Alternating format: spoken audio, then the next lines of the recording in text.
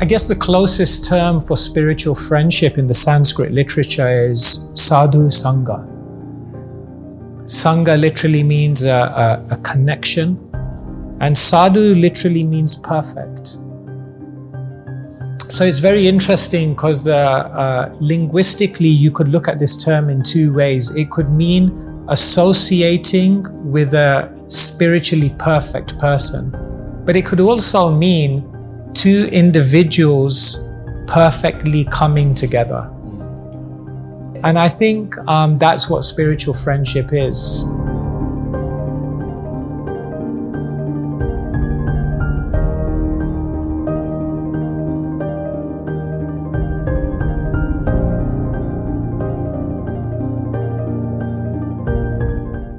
Thank you so much. An honor to be here, and both of your energies are just so beautiful, and I'm really looking forward to what we can churn in this company. Bhakti Yoga is an expansive concept, but I think a concept that all of us relate to in a very visceral way in our day-to-day lives. There was a Sufi saint. Her name was Rabia Bashri. She walked this earth in the 9th century, and it said that one day she was walking through the streets of Basra, and as she was walking through the streets of Basra, she had 2 buckets in her hand. And as she was walking, someone peered over just to look at what was in those buckets, and he looked in one bucket and it was full with water. And then he looked at the other bucket, and the other bucket had a burning fire in it. And so he looked at Basri and said, "What is the meaning of this?" And her answer was so beautiful, so profound. She said, "With the water, I will descend and extinguish the flames of hell. And with the fire, I will rise and burn up the heavens." And the person looked at her and said, "Why in the world would you want to do that?" Yeah. And she said, "Because I want to teach the world that religion is not about avoiding hell. Religion is not about attaining the heavens, but religion is about awakening love in the here and now." And for me, that sums up what Bhakti is. Bhakti is the tradition of love, the tradition in which we try to encounter God not simply through fear, not simply through attainment of desires, where we encounter God not just through duty, but above and beyond all of those things, we attain God through love, through devotion, through genuine heartfelt affection. In the Vaishnava tradition, we hear of Krishna, who exists in the transcendent realm, which is known as Vrindavan. And in Vrindavan, they have a very famous saying. They say, "We don't love Krishna because he's God. We love God because he's Krishna." And it's a very simple statement of the heart, but one that's very profound. And so Bhakti is the religion of love, and I say, wherever we find that love, in whatever tradition, in whatever form, in whatever ritual, that is Bhakti. And therefore, I think Bhakti is something which goes beyond the sectarian boundary and touches the very essence of every single beautiful tradition which tries to encounter God through the heart. Wow, I love it. Now I know why I'm attracted to Bhakti. It's starting to click and make sense. That's beautiful. Thank you. Yeah. Just really explains the essence. You know, something, when we did the conference last year, we found as we brought in the different speakers, before we would jump into the topic, it was helpful to get to know the speaker. You know, kind of what brought them here. We see this clearly very wise soul dressed a certain way, and this man in a suit, and how did they end up here at Harvard? And so could we hear from each of you, really, what brought you to your spiritual path? Yeah. Start with Dean Teddy. Yeah, so whenever people ask me to tell them about myself, I always start with my grandparents. So my grandparents on both sides, my mother's parents and my father's parents, they're from Barbados, the island of Barbados. and they were Christian missionaries. They were church planters. So they would start churches in places where they didn't exist. And much like a lot of folks in the Caribbean in the 1930s, 40s, and 50s, they migrated to Panama for work, particularly later on when the Panama Canal began to be dredged and built. A lot of folks in Barbados and Jamaica and Trinidad found work there. And so my grandparents ended up in Panama. And so my parents were born in Panama and raised in Panama. And my dad in particular also became a church planter, following in the footsteps of his father and mother. And my dad ended up becoming a missionary and church planter across Latin America and in the United States. So he went and started churches in the US, in Costa Rica, in Puerto Rico, in Panama. But by the time I came along, he and my mom were working on building a church in Puerto Rico in a little town called Arecibo. At the time, it was a little country town, a lot of farms. It's kind of a built-up city now. But I was about 2 or 3 years old when we lived there, and these are my earliest memories. And what I remember most is that we were, when we gathered for church, we didn't gather in a building, right? Church happened, worship happened in a lot of places, but mostly it was wherever the people gathered. So if it was warm outside, which was a lot of the time, church happened outside under palm trees on a beach or at a park. If it was raining, it would happen in somebody's living room, or in whatever open space we had. And it was a group of people in a circle, and they would sing and play instruments, and they would read scripture, and they would pray, and then they would expound on the scripture and talk about what it meant and how it impacted them.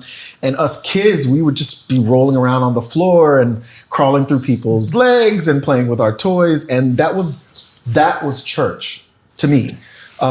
Church wasn't a place. It wasn't a building. It wasn't an institution. It was this people who were living life together and trying to help one another to understand God better and what the way of Jesus required of them and called them to.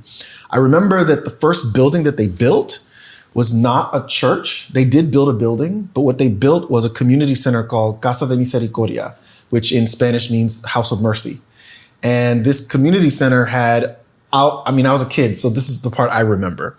I'm sure they did a lot of other things for the community, but I remember there was this big room with a bunch of toys where kids from the community could come and just play with the toys. But because my dad ran the center, I thought these toys were all mine. So I was there every day after school, and we would play, and kids from the community would just come and play. Eventually, they built homes for people who didn't have houses. They built a cooperative bank. They built a cooperative health center. All of these things they built. And the very last thing they built actually was a house of prayer, or what we would call a church.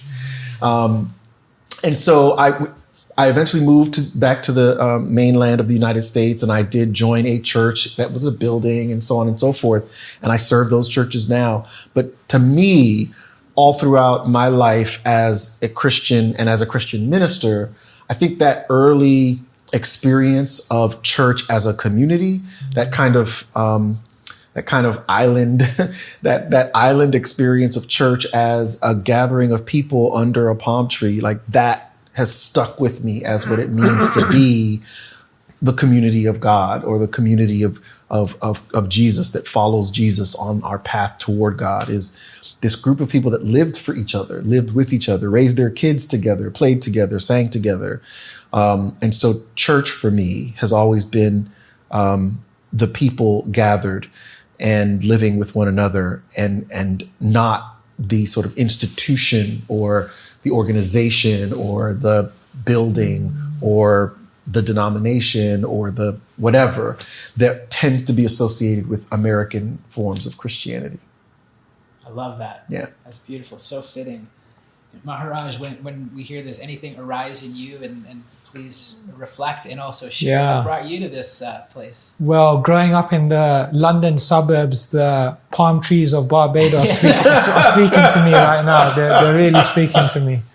No, it's beautiful. And as you were saying that, Teddy, about just gathering spontaneously and singing together, it reminded me of a verse in the Puranas which says, where Vishnu or Krishna is saying, I'm not just situated in the transcendent world, I'm not just in the hearts of those who love me, but wherever my devotees gather to sing about me, in that place I descend. And I think that's such a beautiful thing. And it was so beautiful to hear your story of how community, love, and those bonds are what introduced you, are what sustained you, nurtured you, and what brought you to such an incredible commitment in your life. As Jack was reading your biography, I was feeling like Teddy's done a few lifetimes already. You know, it's like, it's incredible to really see that, and it really speaks to me because I think my journey was in some ways contrasting. I grew up in the suburbs of London, and I grew up in a wonderful family, a loving family. I wouldn't say a particularly religious family, although there was tradition, there was culture, and there was connection with temples and with Hinduism. But I wouldn't say in that kind of committed way. Fast forward, years went on. I got to the age of 15 or 16. Everyone's thinking about the future and what they want to do and where they want to go. And in my heart, many of the goals that people had set for their lives, while I respected them, never seemed to resonate with me. And I grew up as quite an introverted child, quiet, happy to be alone, enjoyed my own company. And at 16, I think there were 3 deep things in my heart that I was looking for. Authenticity,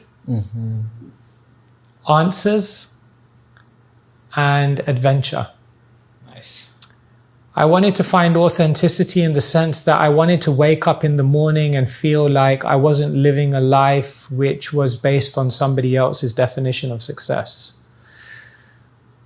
I wanted answers about life, as we all do, the existential questions, the big questions. Why are we here? What lies ahead? What happened before? What happens after? And I wanted a sense of adventure, a purpose, a meaning, something. They say purpose is the best alarm clock in the world. I wanted that. Wow. Yeah. That's good. So, that's what I was looking for. That's what I was looking for. And I was reading different spiritual literatures about different saintly people, and they all nourished my heart in a different way. I was reading one book about monastics, and it said, the perfection of life for a monastic is if they die and nobody knows and nobody cries. Wow. And somehow that spoke to my heart. And so when I was 21, I disconnected, I graduated, and then I decided I had to disconnect. I had to deprovincialize myself in order to find myself. So I went to India, and there I lived in an ashram, and it was really a beautiful time. And then I came back and decided I'd be a monk. And that life of solitude and introspection. But I joined the Hare Krishna monastery. And while I thought monastic life would be silence, solitude, stillness, the stillness was replaced for dancing. The silence was replaced for constant singing. And the seclusion was replaced with what we call Sangha, which is community. And every other sermon and class we were listening to was about the importance of relationship and love and community. And I was like, I don't know if I signed up for this. I was trying to get away. And as the years have gone by, I've realized that the loving connections that we have with other aspirants, sincere aspirants on the journey, there can be no greater wealth in your journey than that. Hands down, if someone would ask me what my most valuable possession in life is, I would say it's the company of sincere spiritual souls. And therefore I continued on as a monk, and I continue living that life. And although sometimes people feel renunciation or monastic life is a step away from the world, our motto is that we may give up the world of family life, but then what we instead try to do is embrace the whole world as our family. And so we try to really walk through this world and deeply connect in a very conscious way to everyone we encounter. And I feel that that's where we encounter divinity, through our relationships here. Wow. Yeah. I love it. Yeah. Such beautiful stories, unique and still just in the theme of the conference. You know, spiritual friendship, sacred community is a big part of what brought you to spiritual life. And just because we're very blessed to have a dear friend from the Christian tradition, from the Bhakti tradition, would each of you share, what does their tradition say about spiritual friendship? You know, what is it exactly? How are we supposed to understand it? We could begin with Keshava Swami. I guess the closest term for spiritual friendship in the Sanskrit literature is sadhu sangha. Sangha literally means a connection, and sadhu literally means perfect. So it's very interesting because linguistically you could look at this term in two ways. It could mean associating with a spiritually perfect person or a spiritually elevated person. But it could also mean two individuals perfectly coming together. That's more accessible for some of us. Yeah. And I think that's what spiritual friendship is. When two imperfect works in progress who live with their limitations and their imperfections, but who come together in a beautiful spirit to try to find God and try to serve God together. I think that's what spiritual friendship is. And there's a beautiful verse in one of our 15th century literatures, 16th century literatures. Dadati pratigranati guyam akyati prachati bhungte bhojayate chaiva sadvidham priti lakshanam. So this verse explains that 6 activities are what are the foundation of spiritual friendship. And the 6 are basically grouped into 3 pairs. So the first one, dadati pratigranati, means giving and accepting gifts. And it seems like such a simple thing. And I was thinking, why is this such a foundational principle of spiritual friendship? And I think one reason is because when you buy a gift for someone, you have to actually meditate on them a little bit. Who are they? What do they like? What do they need? What would help them to find happiness? And in that meditation on someone, we become part of them in a sense.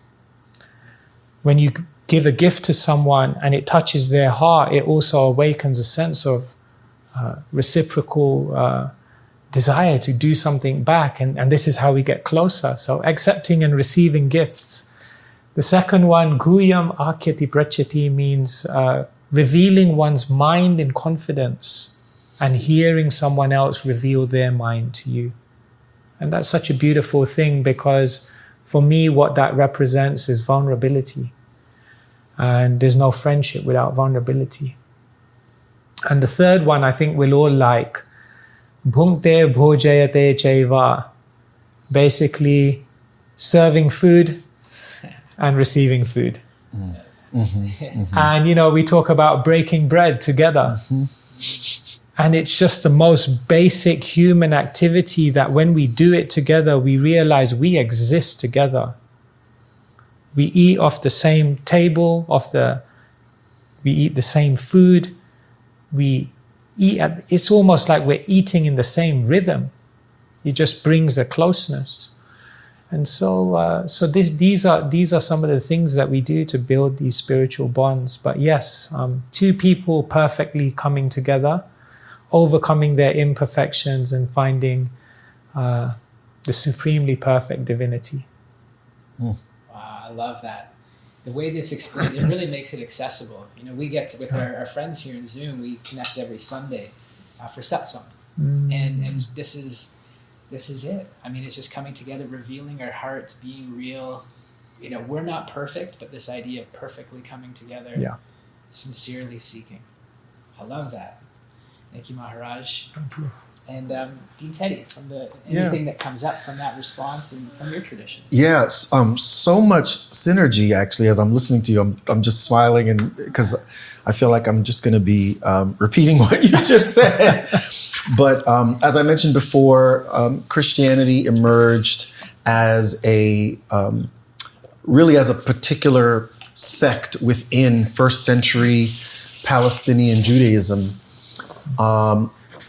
When that area was under Roman occupation, and the language of the Roman Empire was Greek, and so a lot of the language of the New Testament, what we call the Christian scriptures, is not just written in Koine Greek, but they were adopting a lot of the ideas of classical Hellenistic philosophy in order to describe sort of ideas that and practices that were handed down to them from ancient Judaism. So in the New Testament, there are probably 3 words that you can track in order to get at this concept of spiritual friendship. The first one is koinonia.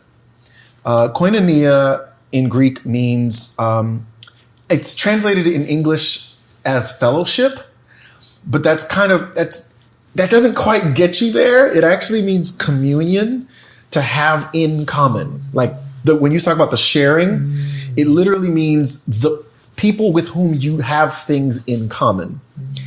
And it's not that you have them in common because of similarities. It's actually more active. It's a choice. These are people who you choose to be in unity with.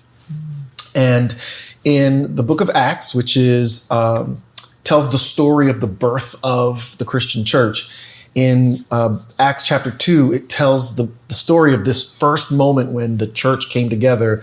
It was after the Feast of Pentecost, and Jesus had been buried, but then he had been resurrected, and then he had appeared to his apostles, and then he said, "I'm out of here. I'm leaving." And they were like, "Well, where are you going?" And he's like, "I got to get out of here, but I'm leaving you with the Spirit of God. I'm leaving you with the Holy Spirit. And your job is to stay here, right? You who follow me, your job is to stay here until the Spirit comes, and it will show you what's next." So the story is that the Spirit comes and rests on all of them, and they start speaking in all the languages of the world. And then people came and said, "We want to join this way of Jesus." And in Acts chapter 2, it says, "And they devoted themselves to the apostles' teaching and to the fellowship," the koinonia, "to the breaking of bread and to prayer." That was the description of what it meant to be a part of this Jesus community. They devoted themselves to the apostles' teaching, to the koinonia, to the common good, to the breaking of bread, and to prayer. That concept that and then it went on to say, they sold all their possessions and had everything in common. So they had basically a little communism going on. But koinonia, that sense of sharing, is a reflection of the love of God. So the second word that is important is agape. It's the Greek concept of unconditional love, love that is given freely, love that is active. It's not a love that is based in emotion. So the word for friendship could be philia, which is a Greek word for friendship bonds or brotherly or sisterly bonds. But that's not the word that the New Testament uses for love. Most often they use the word agape, because agape doesn't require that I feel like nicely towards you. Like, we don't always have to feel good about each other. We don't always have to be like in love with each other, which is eros.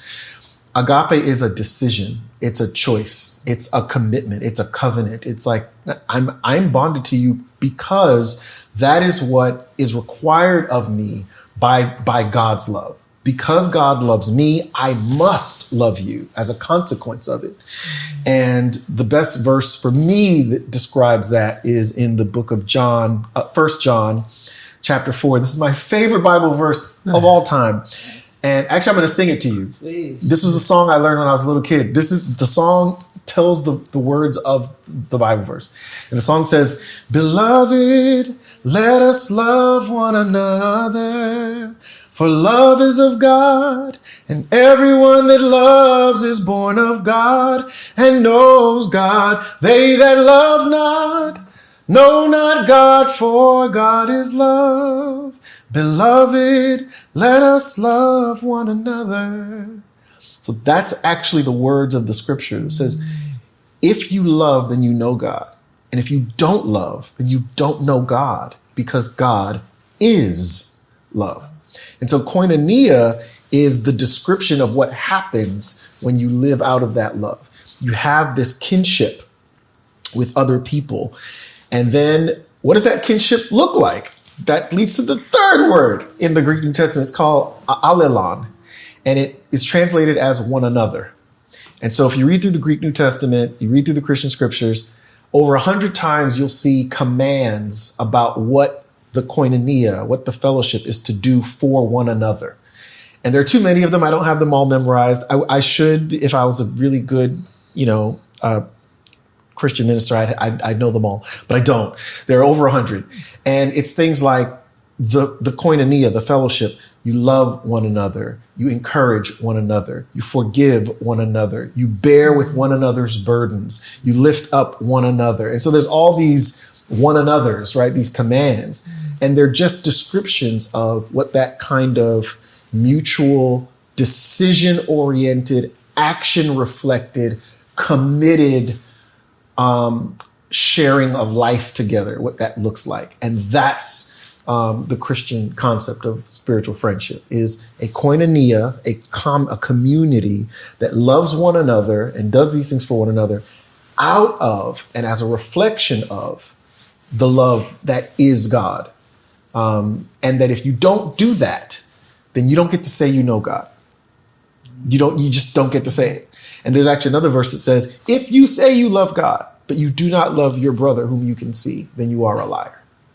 Right? So God, the reality of God is manifested in the authenticity and the integrity of your love for one another, manifested in this mutual sharing of life that extends beyond feelings. Now, hopefully you do feel nice around each other. Like, hopefully there is some joy, involved there. It's not drudgery, but the point is that it is not conditional on pleasant feelings and good times. Like, it is a love that endures regardless of whether times are good or bad, happy or sad. There's a song. Yeah, those are the three words that I would connect to spiritual friendship in the Christian scriptures. Beautiful. Yeah. I love that. Such synergy, such similarity. Yeah. So much. You talk about the breaking of bread, and I was just like, oh my gosh. It's like, in one of our classes this term, I've had the opportunity with Professor Clooney to be studying the Gospels. Mm-hmm. And so we were reading recently the Sermon on the Mount in the book of Matthew. And he was asking us, like, for us who have quite new to it, like, what really stood out. And this point for me, which stood out as a massive point in that 5 to 7 of the book of Matthew, of how God says, if you're having an argument or if you have some altercation, go back and sort it out and then come back to me. I'm paraphrasing, but I think you know the section I'm talking about. resolve it, and then come back to me and make the offering.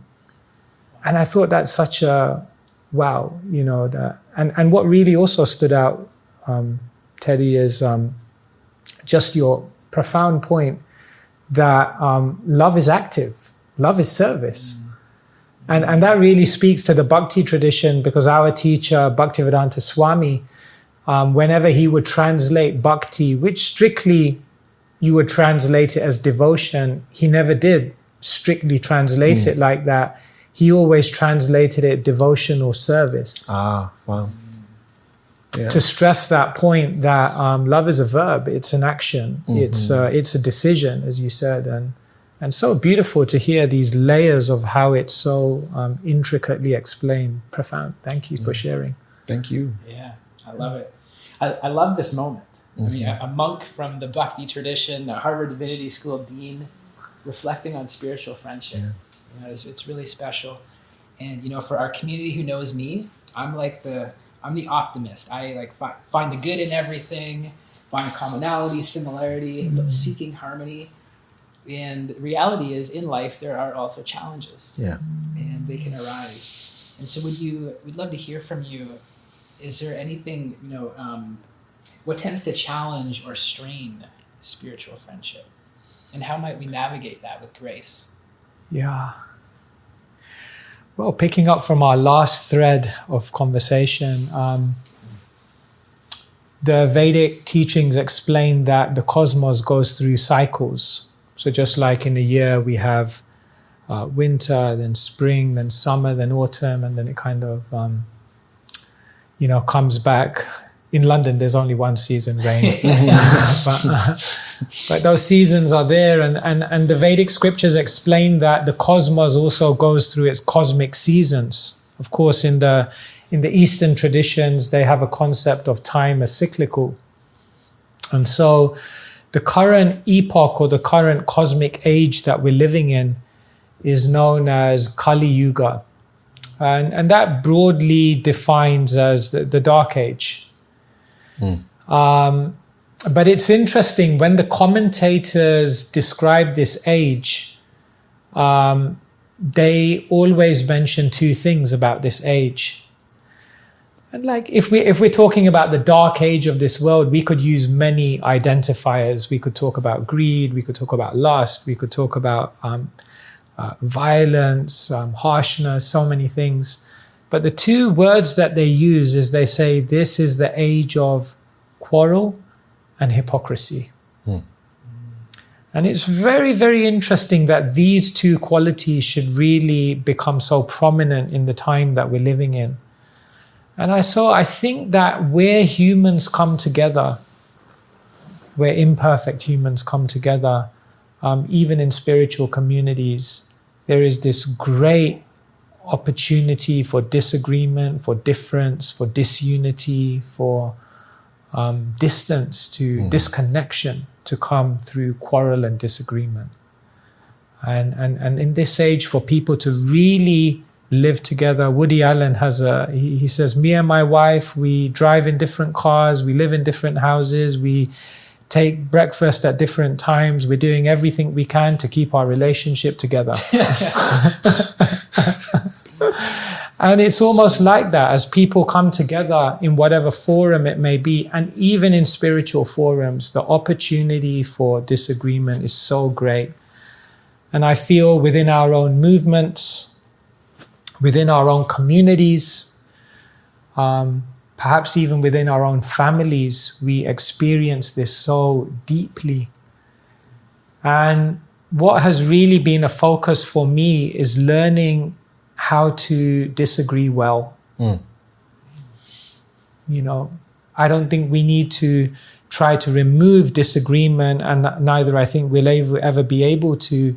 But how do we disagree well? How do we use that as a mechanism, an opportunity for growth, greater understanding? How do we digest those differences in a way that they bring hearts closer together? And so just to kind of begin with that as a thought, that's something I see as a major obstacle. It's the reality. We're not all going to agree on everything. But how can we still collectively live, serve, come together? Yeah. I love that. Yeah. Any thoughts that come up from your perspective? Yeah. When I thought about this question, I wanted to, try to find something really profound and universal, but I was challenged to think about it from a very personal place. And I thought about something that I'm going through right now. One of my best friends in the whole world, we've known each other for 30 years. We met on this campus when I showed up as a freshman, and he was an upperclassman, and I joined the choir that he was a part of, and he's the leader of that choir now, and we've been so close for 30 years. He was in my wedding, I sang at his, and 5 years ago, my wife and I bought our first home. We've been together 27 years and never had our own home. We bought our first home in a town called Randolph, and this friend calls me. This is in the middle of COVID, so nobody's seeing each other in person. So he calls me out of the blue, and I was like, "Hey, I was thinking about you. I wanted to tell you that, Bernadette and I, we just bought a house." And he's like, "Really? Wow, congratulations." He's like, "Because, we bought a house not too long ago too." And I was like, "I know, you've been in your house for like a year." And he said, "So where's your house?" And I said, "Oh, it's in," and I gave him the address, and he said, "You're lying." And I said, "No, I'm not lying." I was like, "Why?" He said, "I'm going to call you back in 5 minutes." He hangs up the phone. He calls me back in 5 minutes, and we hadn't moved yet. We just closed on the house. We hadn't moved in yet. He calls me back in 5 minutes, and he says, "Teddy, I'm in front of your house." And I was like, "What are you talking about?" He was like, "I'm in front of your house." I was like, How did you get to the house? I just told you the address 5 minutes ago." He says, "I was outside walking one of his kids. He's on a walk with one of his children. And he said, I was out taking him for a walk, and our house is 5 minutes away from yours. And so when you told me the address, I thought you were lying. And so I just walked over to your house. I'm standing in front of it right now." And just out of the blue, we didn't plan it. We didn't do anything. We ended up buying houses, a literal 5-minute walk from each other. And it's like, this is amazing. And yet 5 years later, I am so ashamed at how little time we've spent together. This is a person with whom I have deep koinonia, right? Deep. I'm godfather to one of his children. Like he's my brother in everything but blood. And we don't see one another enough. We don't lean on each other enough. And I started to think about why that is. And for me, honestly, it's because of my own lack of self-esteem and self-love. I have this thing where I always feel like I'm bothering people when I call them. So I don't call them because I feel like I'm interrupting something important. Surely I'm interrupting. So I don't call them. And if I do call them and they're on the phone talking to me, I'll end the call as soon as I can, because I'll be thinking to myself, this person probably doesn't want to talk to me, but they're too nice to say so. So I'm going to end this before they get sick of talking to me, right? But then I won't call for a while, and then I'll feel really guilty because I haven't called. So now I won't call because I'm feeling so guilty and shameful at how bad a friend I've been that now I don't call, which then makes the distance even further. And we do this, and he's feeling the same way. And like every 3 months, we just smack each other across the head, metaphorically, and say like, what are we doing? What are we doing? And we finally get together, and of course, neither of us holds a grudge on the other. Neither of us hates the other. We're just so grateful to have the time together. And we say, we're not going to let that happen again. And it happens again because we're both feeling these feelings. And so it reminds me of a very famous scripture in the Christian scriptures. It says, it's Jesus talking to people that he's teaching, and they say, and this is a very Jewish conversation, right? They're looking at all the commands in the law and the Torah, and they say to him, Rabbi, Jesus, Rabboni, what is the greatest commandment? And they're trying to trap him to figure out if Jesus is going to say the wrong thing. And Jesus gives a very typical rabbinic answer, which is, love the Lord your God with all your heart, with all your mind, with all your soul, and love your neighbor as you love yourself. On these two commands depend all of the Torah and all of the Nevi'im, the law and the prophets. And so we say that in Christian life, love God, love your neighbor as you love yourself. And the piece that I always get caught up on is as you love yourself, because the command assumes you love yourself. It says love God and then love your neighbor just as you love yourself. It assumes self-love. And for me, in my personal life, I have found that that's the part of the formula that I have the most trouble with. And it's what prevents me from acting out my love with my neighbor, with my spiritual friends in the way that I should, is because I'm wrestling with my own self-doubt in a way that prevents me from then being available for loving service to my friend. And it also makes me think about capitalism and the nature of market capitalism, and particularly the nature of a commodity economy that depends upon consumption, and how advertising is such a big part of at least American culture, and certainly by virtue of American cultural imperialism and monetary imperialism, it's a part of everybody else's culture. And I think about what consumer culture requires and what advertising does. What advertising does is it makes you, the consumer, think that you are inadequate, that there's something missing in your life that will be filled with this product, right? Advertising isn't necessarily about informing you of something that you already want, so much as it's about creating a want in you that wasn't there before by convincing you that you're deficient without this thing. And it creates a culture where self-doubt and thinking about yourself as being deficient becomes a part of what literally runs the culture and the economy. And I think about how that reflects in this the difficulty of self-love.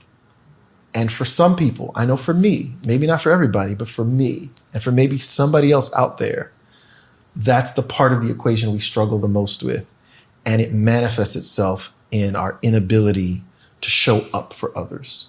And so, trying to fill that hole of self-love so that I can feel empowered and free to love others, for me, that's the hardest part. Wow. I just always appreciate your vulnerability and honesty. As our professor, as our guide, it makes it very relatable. Just really appreciate that, your openness. Yeah. Thank you for sharing. Any reflections that come up in here? I love that, Teddy. The word that was coming up in my mind was spiritual formation. Mm-hmm.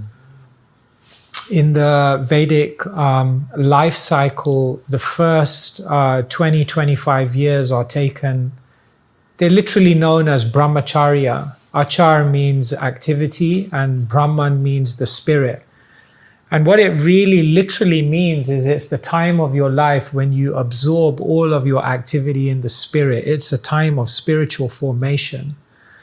I guess something akin to what the Greeks would call paideia, like a complete education, not just an education of information, but an education of character, an education of civic duty, an education of connecting deeply with divinity. And I think what often happens in the world today is we're afraid of solitude. We're afraid of spending that time to do the inner work, to find ourselves, to embrace ourselves, to love ourselves.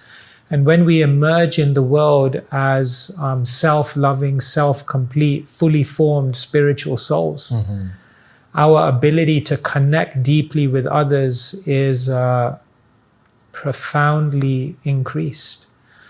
Otherwise, I feel a lot of the relationships in the world are based on, are not coming from a space of abundance and giving, but are coming from a space of vacuum and trying to fill. And that's when you run into problems. So that was just really what came to my mind. Yeah. Wow, it's beautiful. So much wisdom. I really appreciate these perspectives. And for many of our audience who are newer on the spiritual path or newer to Bhakti Yoga, we'd love to hear what would you offer them as guidance, as words of wisdom. If someone feels this calling for something deeper, a deeper purpose, that connection to something greater.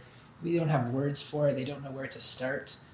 I know that's perhaps a big conversation, but where might you offer someone to begin? Yeah.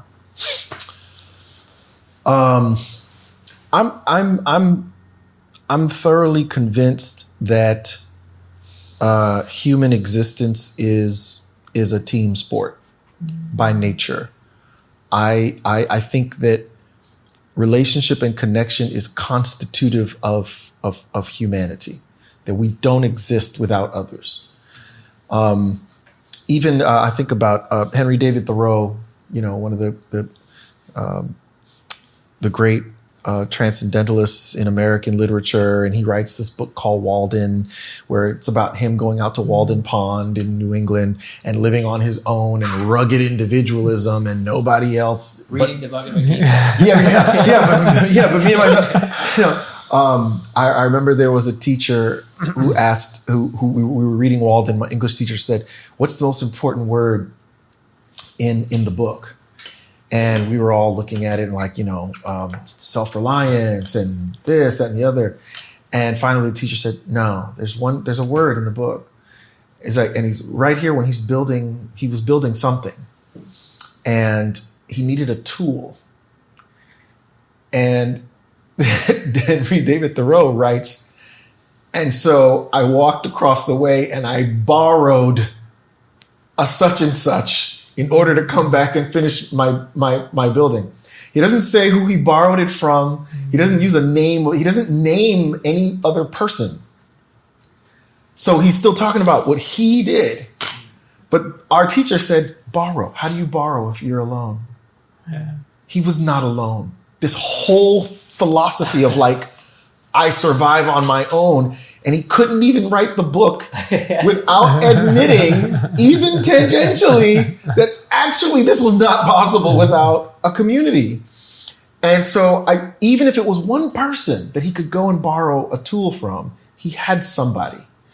And so for me, when I think about people who are floundering or suffering or feeling lonely or feeling unconnected, and thinking about how do I get on a spiritual path or how do I find meaning, I always ask people to start with the connections they already have. Look around you, take inventory, and consider the connections that are already in your life and explore ways in which you could utilize that connection to go deeper, right? So somebody, you're well acquainted, but you maybe don't have meaningful conversations with them and you're feeling lonely. Take a risk and ask that person, "Hey, do you mind if we just talk a little? I don't have anybody else to talk to, and I know I see you every day. We walk by each other every day, or I see you all the time. But there's somebody in your life." Start there. Because I'm thinking about this from the perspective of organizational sociology and how to grow a church. There's all kinds of sciences around how do you grow organizations. And the number one thing that grows organizations is word of mouth. Reference from somebody else. I went to so-and-so because so-and-so brought me. So when people ask me, How do I find a house of worship or a place of prayer or a meditation place? How do I get started? I don't tell them go online and Google and find, meditation centers or prayer houses or churches in your neighborhood. I don't do that, because you're not connected to those places. You don't know anybody in those places. I always tell them, start with the people you know and ask them, hey, what do you do? Are you connected anywhere? And can I go with you? Can I tag along? And if they're not connected anywhere, then perhaps they might be in need of you as much as you're in need of them. And you all getting together once a week for coffee might end up being the beginning of the thing. So I always tell people, start with the one person that's in nearby, but it requires a risk. It requires you risking vulnerability to go beyond acquaintance and into friendship. But the possibility is there simply because life requires us to be in community with other people, which means there's always a possibility for friendship. There's always a possibility for friendship. And I would say start there. And if that leads to broader community, that broader community, once you get there, you will be more deeply invested than if you just shown up one day and said, hey, I want to try this out, right? If you end up at a mosque or a synagogue or a temple or a church, if you end up there because the person you've been spending all this time with says, hey, there's this thing I do, come with me. Then that's going to be a stronger bond. And I suppose that's, I personally don't do yoga, but the people that I know who do, most of them got into it because somebody took them.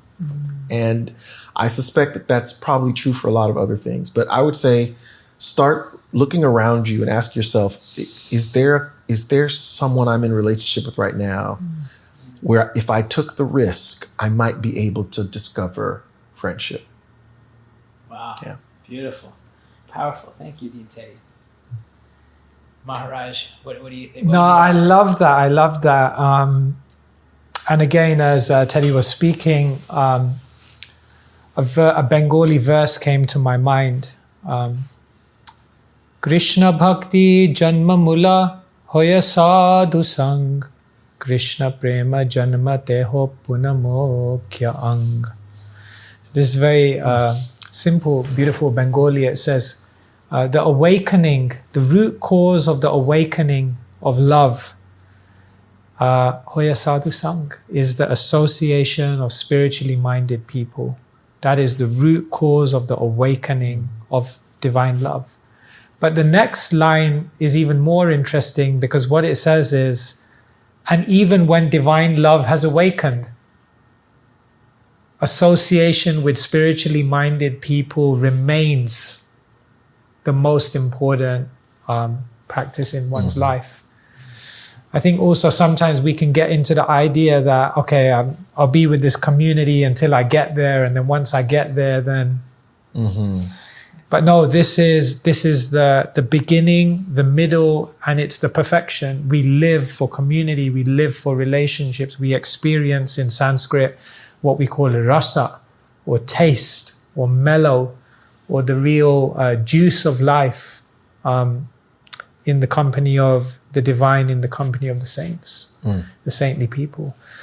And I guess the only thing I'd add to that is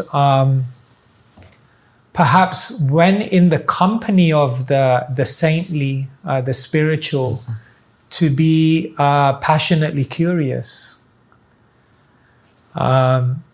Seek and thee shall find. And I think perhaps the world we're living in is a world in which we don't tend to question as much as we could. Einstein, he said, never stop questioning. Curiosity has its own reason for existing. And even the Vedanta begins with the aphorism, Atato Brahma Jigyasa, which means now you have attained this human form of life, inquire. And so you see, and it runs as a thread, again, even through, from Socrates, Plato, the whole idea of Socratic dialogue to constantly question and to probe, I think is very, very powerful. And so I think that company, and in that company being passionately curious. And in the Vedic teachings, we have all these beautiful dialogues where all these questions are being asked. For example, in the Mahabharata, Yudhishthira, who's a very wise king, is confronted by the god of death. And he starts getting interrogated with a series of questions. So he's asked, what is more numerous than the blades of grass on the earth? And he closes his eyes and then he answers, the number of desires within the living entity. He's asked, what is faster than the wind? And then he replies, the speed of the mind. He's asked, what is heavier than a mountain? And he answers, the love of a mother, because it leaves such an indelible mark on the heart. And then he's asked, what is the most amazing thing in the world?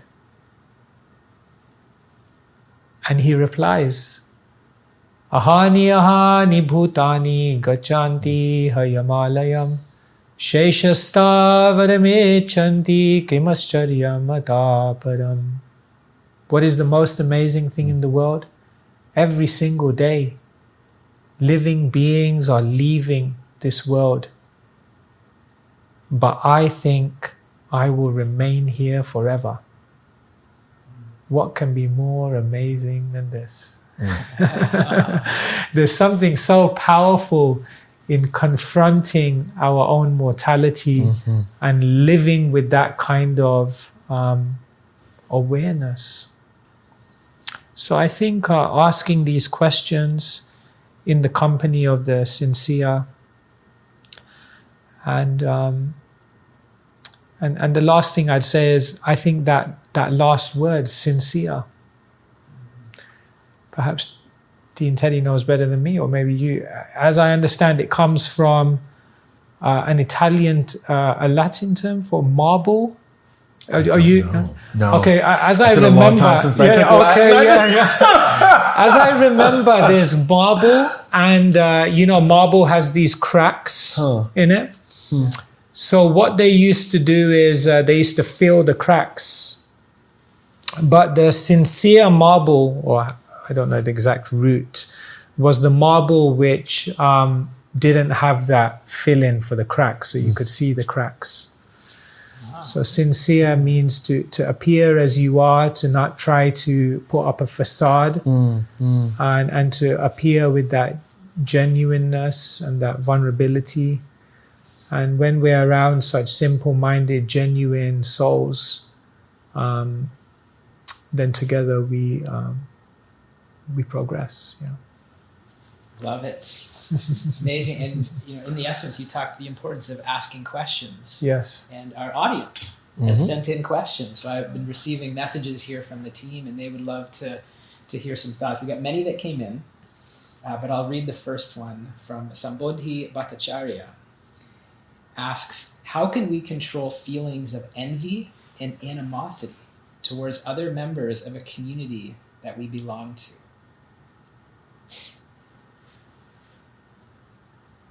Whoever feels first, ready. I can begin if you like, yeah.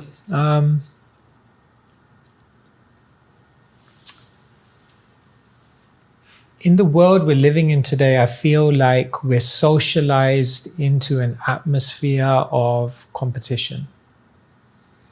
Yeah. If you're winning, I'm losing.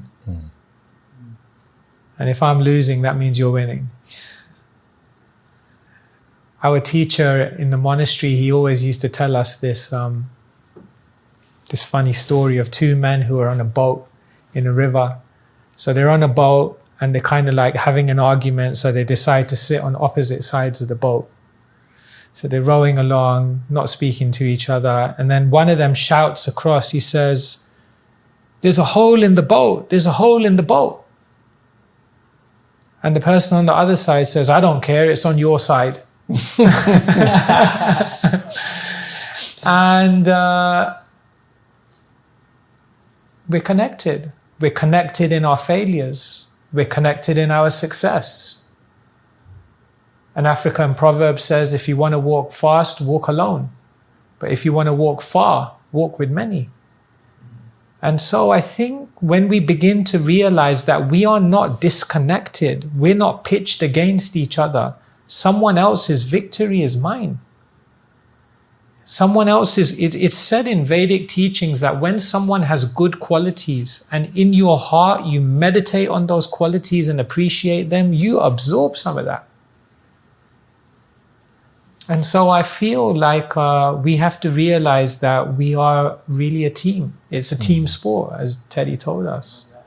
And you know, like when there's a football team and the striker scores a goal, everyone's over the moon. Because they realize that's a win for the team. Yeah. You know, so I feel that that could be one mentality to cultivate. Yeah. I'm not going to be very helpful on this question, only because I have many faults. I'm not perfect at all.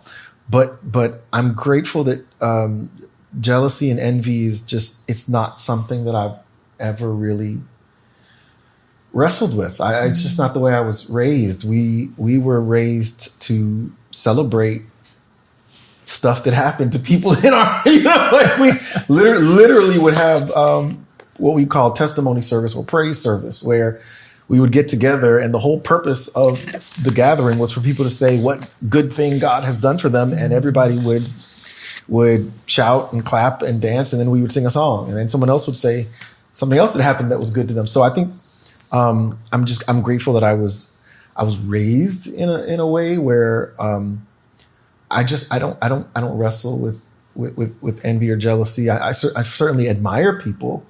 I see something somebody has and I go, wow, that's really special. I wish I had that, but not in a sense of like, I wish I could take it from them. You know, it's more like I admire that. So I haven't given too much thought to it. I'm sorry. Appreciate that. It's beautiful. So we've got maybe time for one more question. Actually, a friend from the UK, our friend George and Sarah from Kent, UK, and they've sent a couple in. And this one says, both the Bhakti tradition and Christianity speak about developing a personal relationship with God, whether love for Krishna or love for Christ. And yet in both traditions, the highest saints often live lives of renunciation. For those of us who are householders with families, careers, responsibilities, what does the highest form of devotion actually look like? Maybe start with Monk, and still love to hear your thoughts. One of our Vaishnava teachers says, the goal of life is not to become free of attachment. The goal of life is to become a slave of love. Renunciation is not a goal. Having some sense of detachment from the world, having a bit of breathing space from all the chaos of the things around you that dominate your consciousness, gives you the opportunity to develop love. Sometimes too much detachment, renunciation can also become counterproductive because it can bring about hard-heartedness. It can bring about an insensitivity. It can even bring about a pride, a sense of superiority. But love cannot happen without a soft heart. And so I would say whether you live a life of external renunciation or whether you live a life in a family setting, I think both can have their unique opportunities to soften the heart. When I see the sacrifice that parents go through to bring up children, I've lived as a celibate monk my whole life. I have no children, but I function in a community and I see that. And it never fails to impress me. The selflessness that must be required to raise children, And I look at myself and I feel like I'm going to need to work extra hard because I'm not going through that experience. And so I feel that family life has its challenges and monastic life has its challenges. But each of them have a unique, beautiful opportunity to develop selflessness. And where that selfless spirit of sacrifice awakens, the heart becomes prepared to be filled with divine love. And so it's a beautiful thing. Like, I'll just say one final thing. I'm here in the apartment, and usually I live in a monastery, so we live communally. And so now I'm cooking for myself. Wow. And which is beautiful.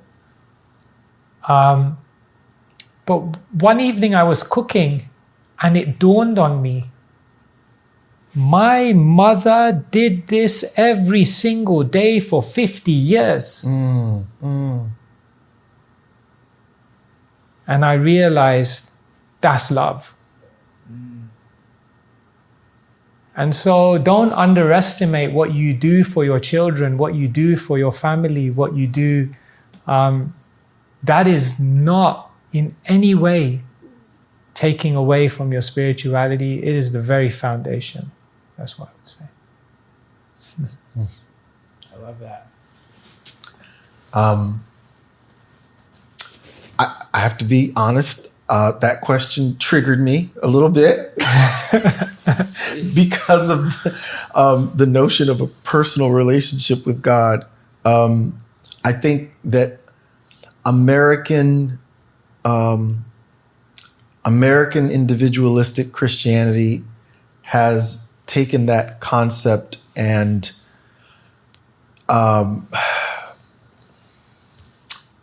made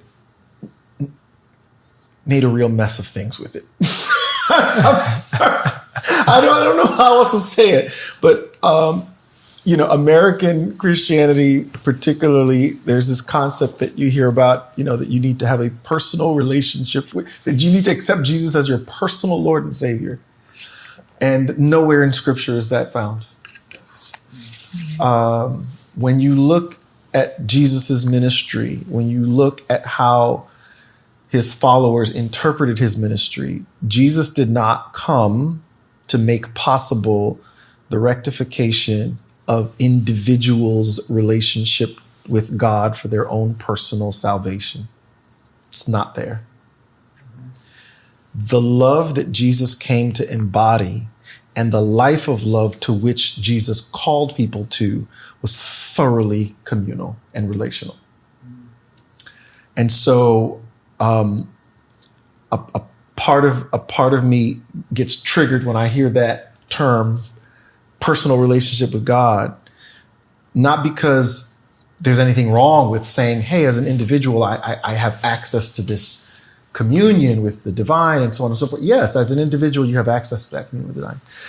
But I get triggered because of what American Christianity has done with that concept to make it seem as though the name of the game is what you started with the Sufi poet, talking about like getting myself out of hell or getting myself into heaven. That has become the way that concept has been interpreted, and it's just not biblical. It's not.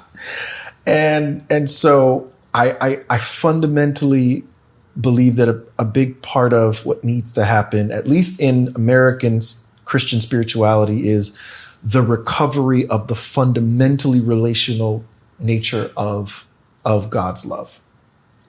And that, that poem that you mentioned a couple of weeks ago, one of our student groups dedicated to the recovery of women's contributions to Islam in the arts, especially, they did a noon service here. Every week we have noon service, and there's a different group. And the Muslim women's art group, they did a service where they read that poem. And I have not gotten it out of my mind for weeks. And you talked about the two buckets, the fire and the water, to douse the flames of hell and to light heaven on fire. The next verse of that says, And God, if I love you to keep out of hell, then damn me there forever. And if I love you to get into heaven, then bar me from the gates. That challenged me so much because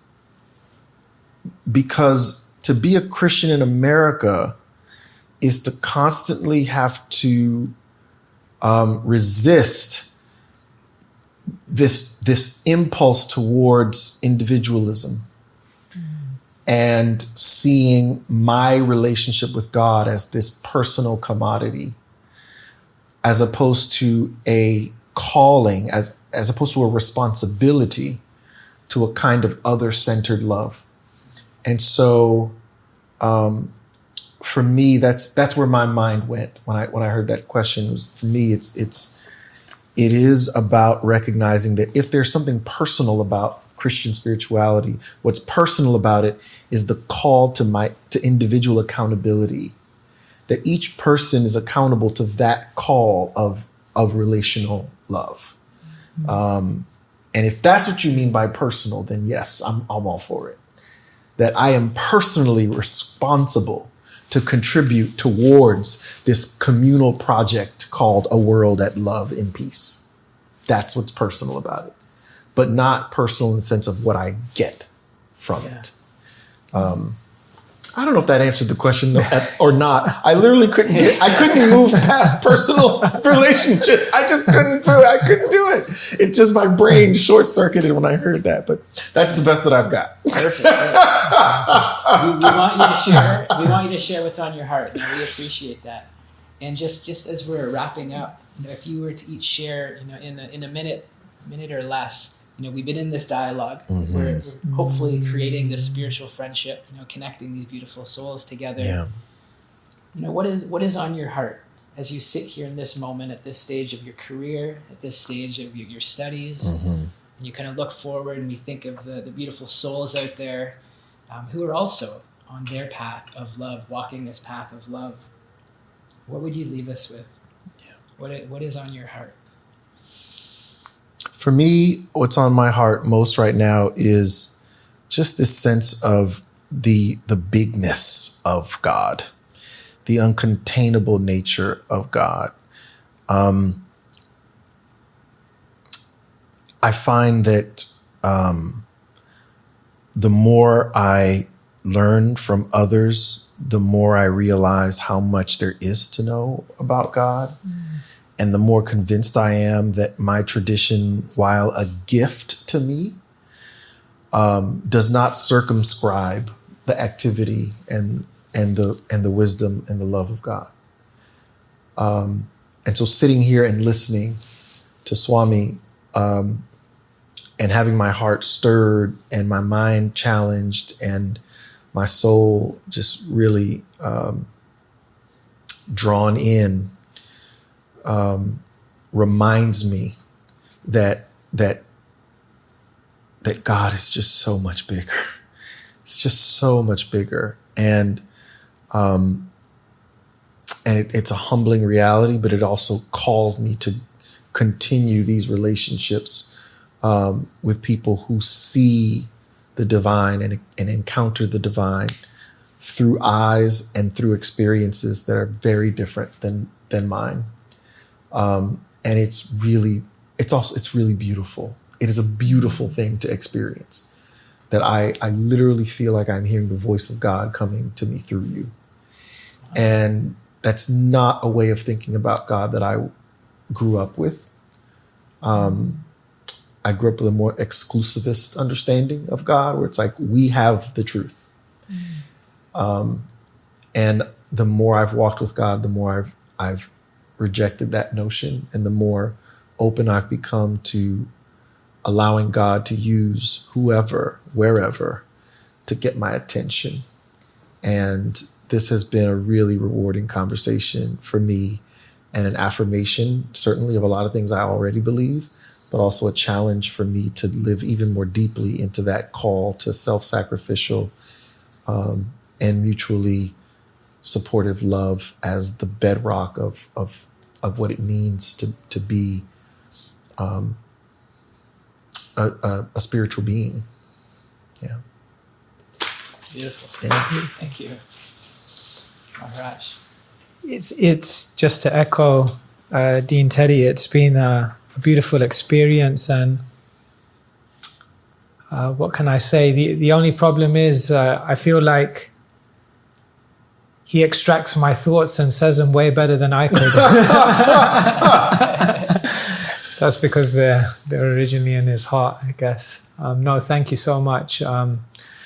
The first week I was here at the Divinity School and we were having the orientation, someone said something. It was a line. It was a simple line, and I think it stayed with me through my journey here over the last few months. And I think it's been amplified through our discussion today. And they said, some people learn about other religions, but perhaps we can think more about learning from other religions. And it was so simple, it was so subtle, but it was very revealing, because I think a lot of our interfaith or interreligious conversation perhaps doesn't get to the depths of the encounters that we all want to hear from each other. And I think we've experienced a little bit of that today. I definitely have. And last term I was studying the phenomenology of religion. And I thought that was also a very interesting perspective, where we, in one sense, say the theology is there, but that's not where we're going today. Say the sociology of religion is there, but that's not where we're going today. Let's just talk about the experience. How do you encounter divinity in your life? And let me just sit with that and be edified and inspired by that. And just in Dean Teddy's words and his singing, and his presence and his vulnerability, it's been a beautiful, beautiful experience for me. So I would say boundaries, not borders. We live in our traditions, we honor our traditions, we owe our lives to our traditions for giving us meaning and community, and we live in those traditions. But we can also venture beyond them and learn and grow and appreciate and serve, and then we can enter back into our communities as more fully formed individuals, equipped to experience and to share love.